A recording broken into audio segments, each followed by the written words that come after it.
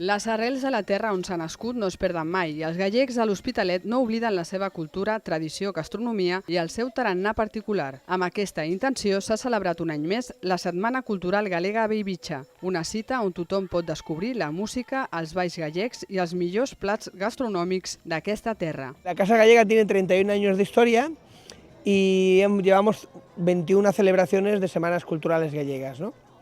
La verdad es que los primeros años nos costó entender que la cultura tenía que salir de la entidad, ¿vale? Y teníamos que sacarla a la calle y que la gente que era gallega y las que no era gallega, que la conociera, que supiera, que disfrutara un poquito de lo que es nuestra cultura y gastronomía.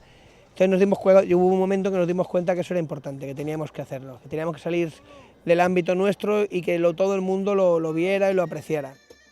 La distància de la terra fa aflorar la morriña, un sentiment d'identitat propi dels gallecs. Los gallegos siempre lo llevamos, ¿eh? O sea, la morriña es una palabra que no tiene traducción, que solo existe en gallego y en portugués, ¿eh?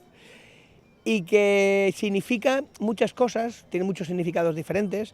El más conocido por la gente que no es gallega es, digamos, el echar en falta a tu tierra, pero realmente no es el que más sentimos los gallegos. El gallego, cuando celebra algo y habla de morriña, no habla de echar en falta lo que no tiene, sino habla de rememorar lo que nunca ha perdido, porque esos sentimientos de ser gallego se llevan por todo el mundo. El gallego nunca los pierde, nunca los pierde. La Setmana Cultural Galega és una celebració plenament consolidada a la ciutat i tot un referent que té com a principal objectiu difondre i preservar la cultura galega a l'Hospitalet.